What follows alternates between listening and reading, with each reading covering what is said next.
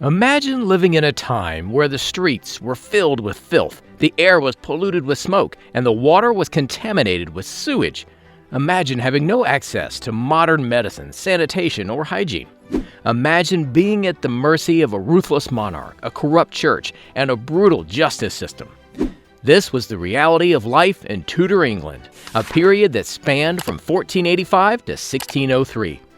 Here are some of the shocking secrets of Tudor England. Let's get right into it, shall we? Tudor relationships. The era of the Tudors wasn't just about grand palaces and regal affairs. It also had its own share of dark intrigues, especially in matters of the heart. Dating and relationships in Tudor England took on a different hue, with painted portraits serving as the primary matchmakers.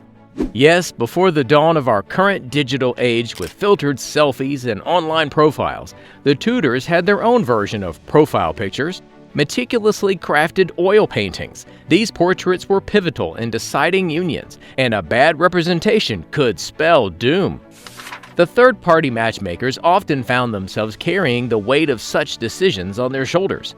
With societal pressures and consequences looming large, these brokers ventured into making the most influential of matches. One can't discuss these pressures without recalling the harrowing tale of King Henry VIII and his chief minister, Thomas Cromwell. Entrusted with the task of finding a suitable match for the widowed king, Cromwell relied on a painted portrait of Anne of Cleves. The image promised the beauty of a German princess, leading Henry to anticipate a certain allure. However, when reality did not match the painted charm, fury ensued. Henry's disillusionment with Anne led him to blame Cromwell, accusing him of deception. This would seal Cromwell's fate, eventually leading to his execution. The poignant tale is a reminder of the significant weight a mere portrait held in those times. And while the painter might have escaped the wrath, the events surrounding this mismatched union highlight the treacherous terrains of love and politics in Tudor England. Suppressing voices. Moving from Tudor relationships to rules, King Henry VIII really knew how to control his people. One way he did this was with the 1534 Treason Act. The story goes like this. Henry wanted a divorce, but the Catholic Church said no. So what did he do? He started his own church, the Church of England, and made himself the boss. With his new position, he passed the 1534 Treason Act. This rule was tough. It says if you talked against the king or denied he was the head of the church, you could be punished, even killed. People all over England became super careful. No one wanted to say something wrong and be called a traitor. Everyone was on edge, trying not to upset the king. Now, this might seem harsh, but Henry had his reasons. He wanted everyone to follow his new church and listen to him without question. If they didn't, they could end up like Sir Thomas More or John Fisher, both important men who disagreed with Henry and were beheaded because of this law. Anne Boleyn, Henry's own wife, faced a similar fate. Many believe her charges were made up just to get rid of her. In short, with this act, King Henry kept a tight grip, making Tudor England a place of silence, whispers, and fears. Technology and treachery. The Tudor era wasn't just about politics and power plays, it was also a period bursting with new inventions and ideas. One might be surprised to hear that technology like rat poison or arsenic was a part of daily life. While today, it's known mainly for its deadly properties. Back then, arsenic was often used in homes as a way to deal with pesky rats, especially as cities grew and rat problems increased.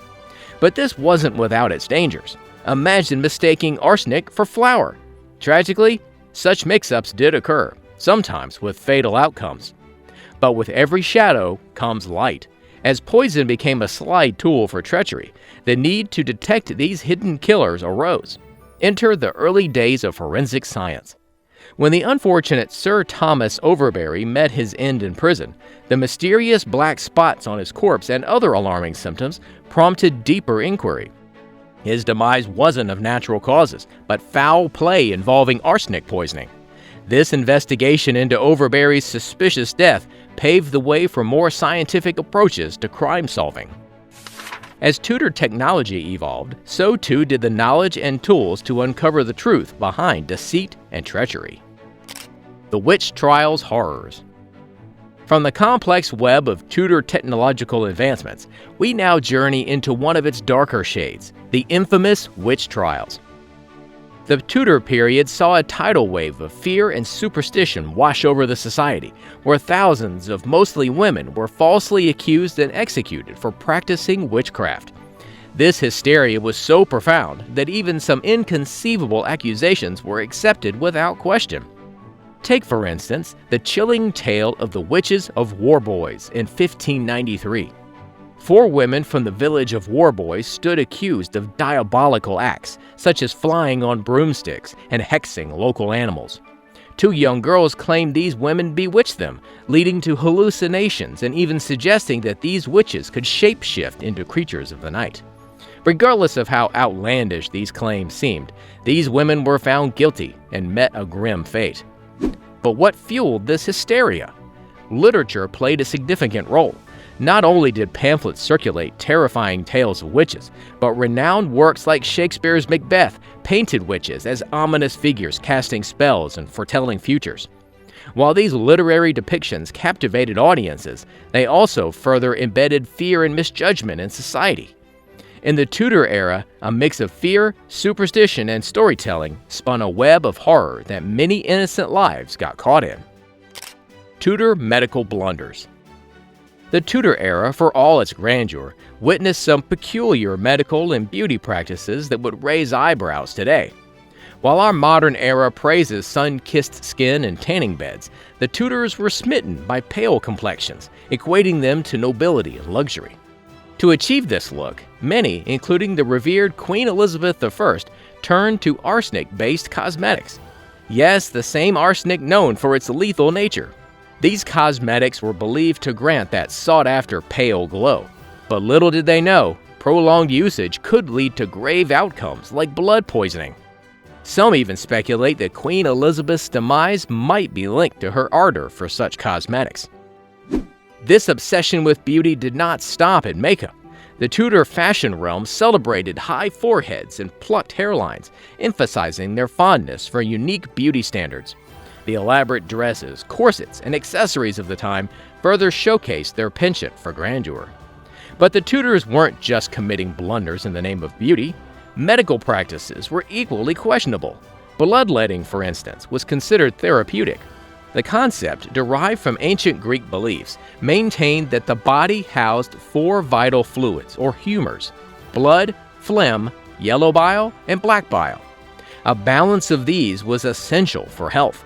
So, in a bid to restore this balance, they'd cut open veins or use leeches, often leading to detrimental health consequences. In essence, the Tudor era paints a picture of contrast. Amidst brilliance and beauty lay bizarre blunders. And then there was Bloody Mary, waiting in the wings. If you somehow managed to dodge the Tudor-era blunders and still found yourself breathing, Henry's daughter might just fancy ending your lucky streak. Why? Maybe she was just bored or wanted to spice up her day with a dash of mass execution. Such was the way of the Tudors.